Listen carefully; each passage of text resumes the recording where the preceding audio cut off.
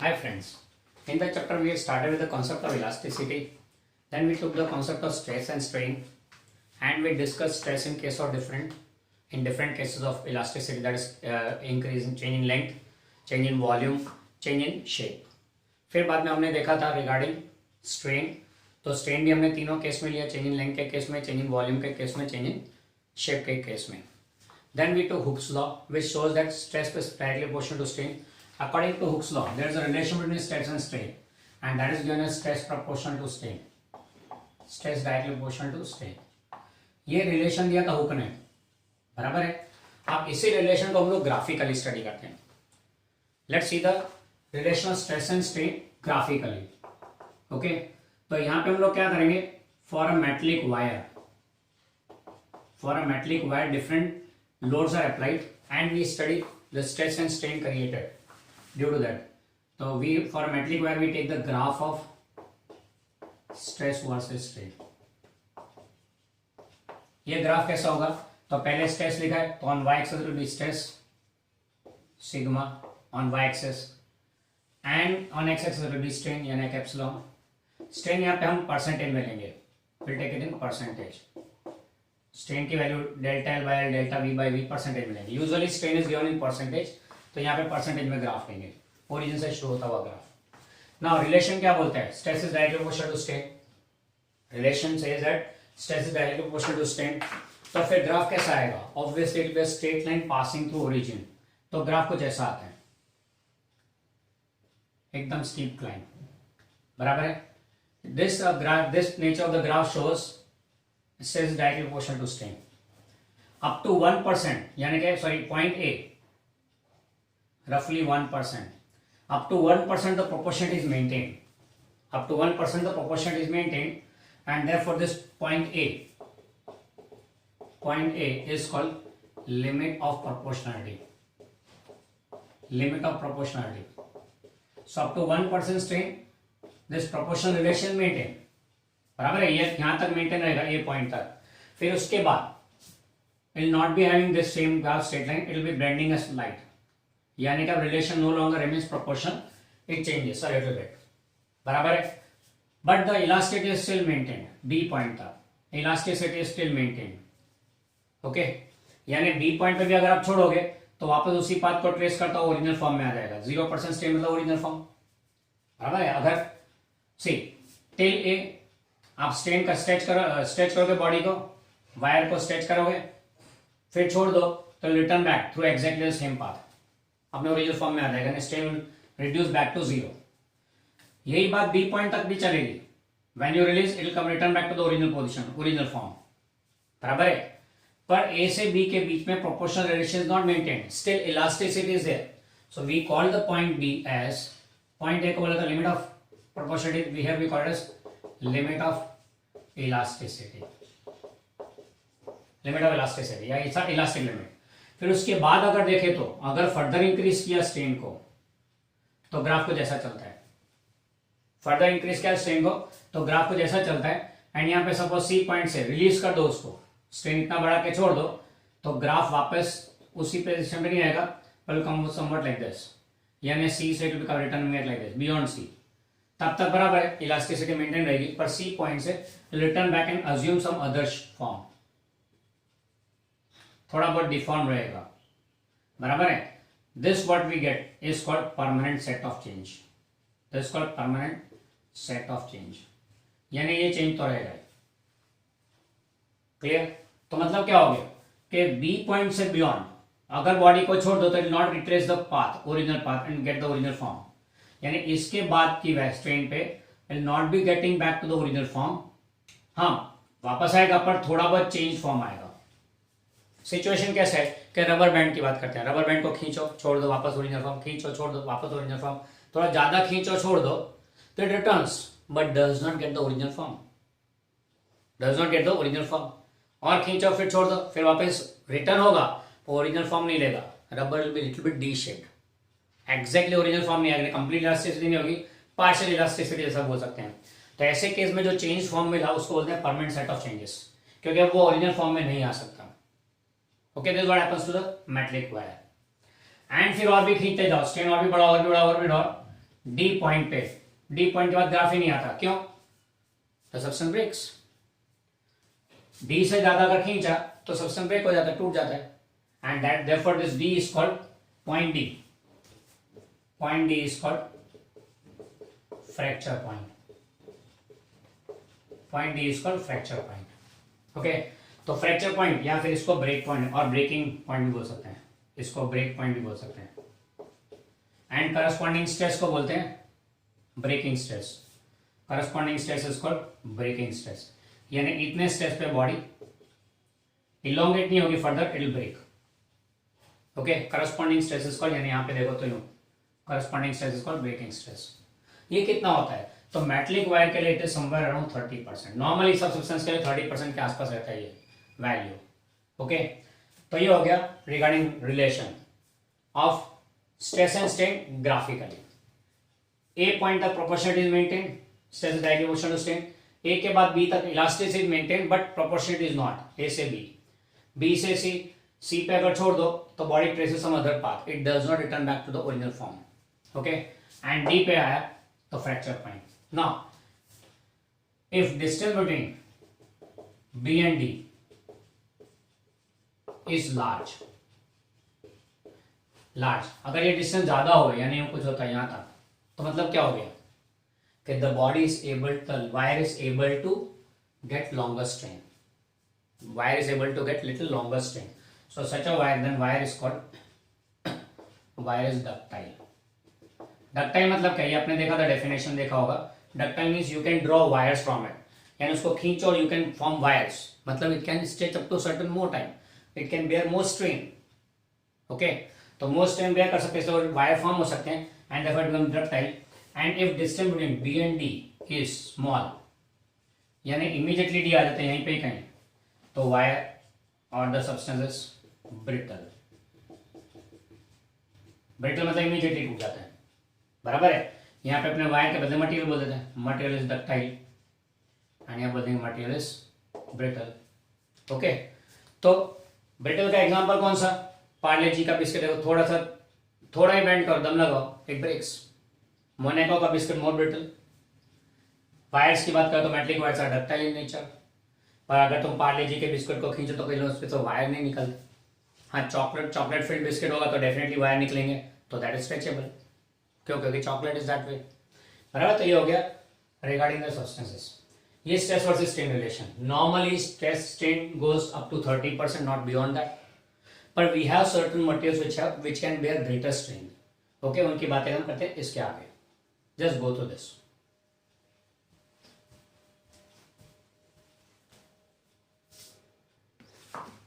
Next हम लेते हैं case of graph of stress versus strain in case of elastomers. Elastomers यानी क्या? These are the substances which can have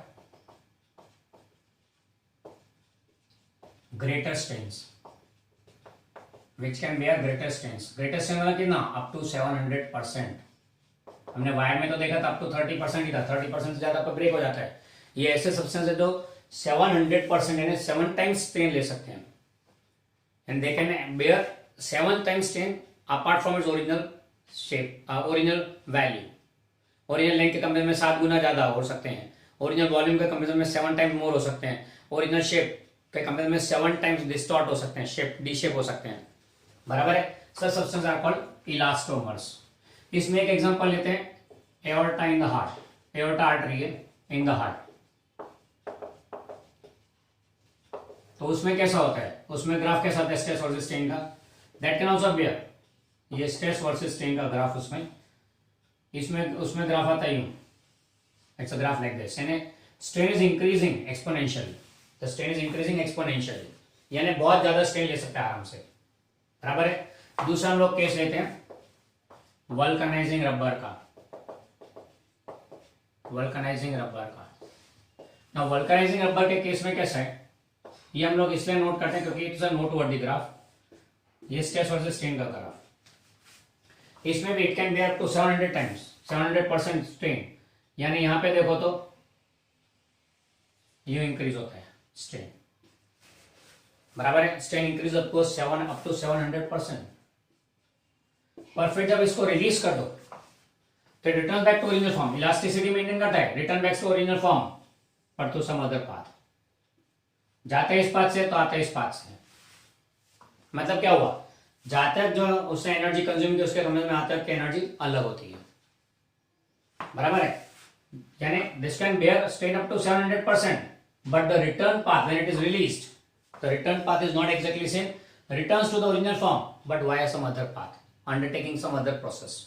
okay, ये जो क्लोज फिगर बना है, ये जो क्लोज फिगर बना है यहाँ पे, it's called hysteresis, this figure is called hysteresis, hysteresis. And ये इलास्टिसिटी के केस में इसको इलास्टिक हिस्टेरिसिस बोलेंगे। तो मतलब ऐसा होगा कि ऐसा कोई और केस में भी होता होगा, यस मैग्नेटिज्म में भी होता है जो हम लोग 12th में पढ़ने वाले हैं, that will be magnetic hysteresis.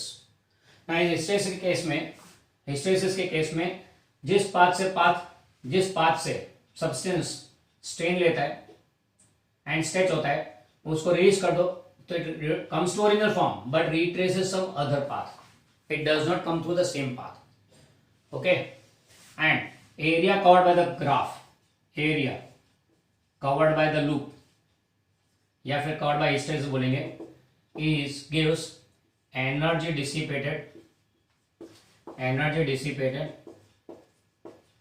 per unit volume in form of heat। ये एनर्जी किस फॉर्म में डिसिपेट होती है, हीट के फॉर्म में। ओके, अब वल्कनाइजिंग रबर का तो कॉन्सेप्ट कैसा है कि आप वो पंचर बनाने जाते हो जो रबर यूज होता है, when you go for repairing a puncture of your wheel of the vehicle, तो एट दैट टाइम पहले बंदा पंचर डिटेक्ट करता है, फिर उसके ऊपर कुछ सॉल्यूशन लगाता है, फिर उसके ऊपर एक छोटी सी पट्टी, छोटी सी strip of vulcanizing rubber is placed, फिर उसको प्रेस कर देता है एंड फिर उसको गर्म करता है एंड पे। अब गर्म कर, जब इनिशियली देखो तो इतनी छोटी सी होती है strip, it's a very very small strip, this much only, and फिर उसको रख दिया, गर्म किया तो it elongates to this much big and पूरा कवर कर लेते उस पंचर। इतने से इतना हुआ, हीट किया था, बराबर, it become this much size, चिपक गया वहां पे। फिर as the time passes vehicle move करता है, कहीं उछलता कूदता है, कहीं पे टकराता है, तो ये धीरे धीरे उखड़ना शुरू हो जाता है साइड में से, उखड़ के become smaller, again attains this form, puncture वापस हो गया, वो पंचर फिर से खुल गया है, तो वो केस हो गई। आप जाओगे तो देखोगे तो ये स्ट्रिप वापस से इतनी छोटी हो गई, पर जैसे गर्म करके उसको एक्सपांड किया था, क्या ठंडा होता है भी ऐसा ही हुआ, it returning back to original form, क्या वैसे गर्म करके किया नहीं, it trace some other path. Clear? तो that is a case of vulcanizing rubber, that's an elastomer. तो elastomers are the substance which can bear greater strains up to 700%। ये example आपको बुक में दिया है, ये एक्स्ट्रा अपने नोट्स के अंदर दिया हुआ है। Okay, just go through this. ये हो गया graph of stress versus strain. When you are writing this question, be careful, read the case which is given in that question. Question में एक metal wire, दूसरा aorta artery and heart, तीसरा vulcanizing rubber, 3 cases हैं, कौन सा पूछा उसको मुताबिक लिखें। Okay, be very alert, read the question carefully and then answer according to it. Okay, चल देख लो इसको।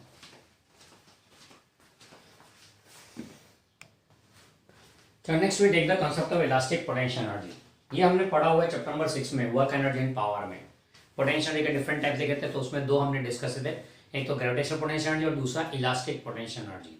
पर वहां पे हमने डिस्कस किया था इन case of elastic spring, U equal to half kx square, hope you remember that। Elastic potential energy came out to be U equal to half kx square, where x is the change in length of the spring and k is the force constant। यहाँ पे हम लोग जब बात कर रहे हैं elastic potential energy in case of metallic wire, metallic wire के केस में इलास्टिक पोटेंशियल एनर्जी क्या होगा, तो जब वायर के नीचे, ये सपोज रिजिड सपोर्ट से वायर को सस्पेंड किया हुआ है एंड वायर के नीचे जब एक मास लटका देते हैं mg, मास लटका दिया m, जिसके कारण वेट फोर्स mg लग रहा है, तो वायर का length increase from l to delta l, delta l जितना इंक्रीज होगा, original length of the wire was l and it increase by delta l। Okay, wire का लेंथ क्यों इंक्रीज हुआ, क्योंकि ये weight force of the mass worked on it, यानी this mass did work on the wire in order to increase its length, this mass did work on the wire to increase its length, that work done by the mass gets stored in the wire in form of potential energy and that's called elastic potential energy। Okay, so that work done gets stored in form of elastic potential energy। And that work done we can clearly find out. कैसे? Work done का formula क्या होता है? F into delta x, अगर constant है तो, अगर force constant है तो, अगर फोर्स वेरिंग है तो F D X from x1 to x2। Okay, यहां देखते हैं फोर्स क्या आएगा। तो we know that Young modulus is given as sigma L upon epsilon L. Sigma L is force upon area upon epsilon is delta L upon original length है। तो ये हो गया F upon A into L by delta L.